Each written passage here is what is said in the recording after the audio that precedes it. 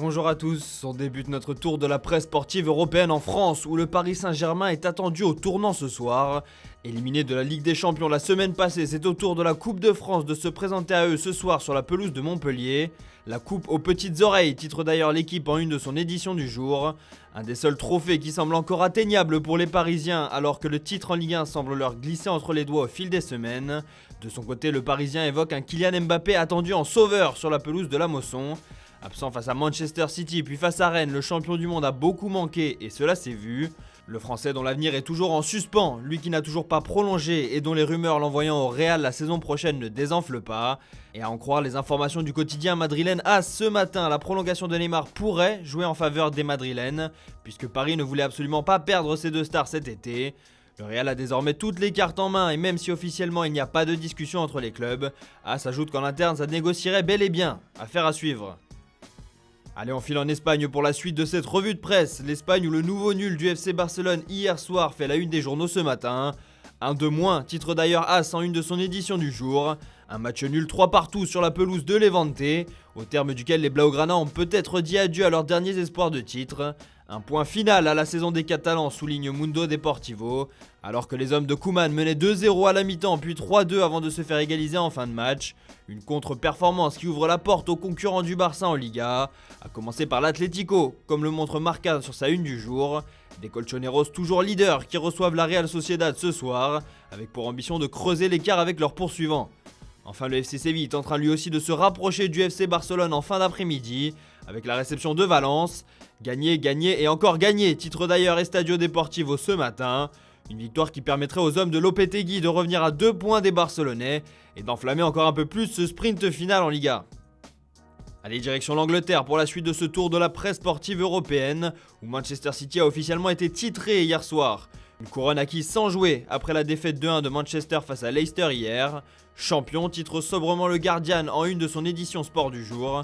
Un nouveau titre de champion pour Guardiola et ses hommes, mais surtout l'un des plus compliqués à en croire le technicien catalan. Des propos repris en une du Daily Telegraph ce matin, qui ajoute que ce 5e titre pour les Citizens a été acquis après une année où les blessures et les cas de Covid n'ont pas épargné les Sky Blues.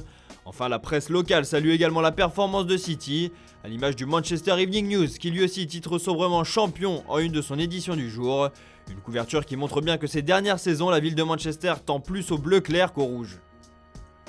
Allez, on file au Portugal où un autre champion est célébré ce matin. Vainqueur de Boavista sur le plus petit des scores, le Sporting a été sacré champion du Portugal hier soir. Éternellement grand, titre ce matin au Jogo en une de son édition du jour. Le premier titre des Lisboètes depuis 19 ans au terme d'une saison où les hommes de Ruben Amorim n'ont toujours pas perdu la moindre rencontre. De son côté, record de titre champion en une ce matin. Une saison où les Lions ont réussi à résister à Benfica mais surtout au FC Porto de Conceição, qui leur permet de gagner la partie sur un échec et mat, comme le placard de Le Correo d'Amagna en une de son édition du jour. Allez, direction l'Italie pour la suite de cette revue de presse où Gianluigi Buffon a annoncé son départ de la Juventus en fin de saison. L'adieu amer de Buffon, titre la Gazzetta dello Sport ce matin. Un départ qui intervient alors que la vieille dame traverse l'une des périodes les plus difficiles de ces 10 dernières années et où cette dernière pourrait bien manquer la prochaine Ligue des Champions. De son côté, Tuttosport préfère se focaliser sur le match de ce soir sur la pelouse de Sassuolo. Un match au cours duquel Cristiano Ronaldo devra se racheter, où Buffon devrait débuter, mais surtout une rencontre au cours de laquelle Andrea Pirlo jouera sa dernière carte. En cas de défaite, les Bianconeri pourraient voir la Lazio revenir à toute vitesse et leur subtiliser le dernier ticket européen en fin de saison. Un désastre pour le club qui pourrait ainsi se débarrasser de l'ancien milieu de terrain. Un départ qui pourrait entraîner l'arrivée de Zidane dans le Piémont. C'est en tout cas ce que révèle Marca dans son édition du jour. La Juve ouvre la voie à Zidane, titre le quotidien espagnol en une de son édition. Reste à savoir quel sera le choix de Zizou en fin de saison, affaire à suivre. Enfin, on termine ce tour de la presse sportive européenne en Espagne, justement où Sport annonce le début des discussions entre le clan Messi et le FC Barcelone. Le Barça et Messi négocient, titre le quotidien catalan en une de son édition ce matin. Les négociations qui auraient donc débuté entre Jorge Messi, le père du joueur, et Joan Laporta, le président du club.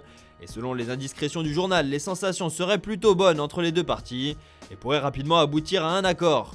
Une nouvelle qui pourrait bel et bien mettre fin à la rumeur Lionel Messi au PSG cet été.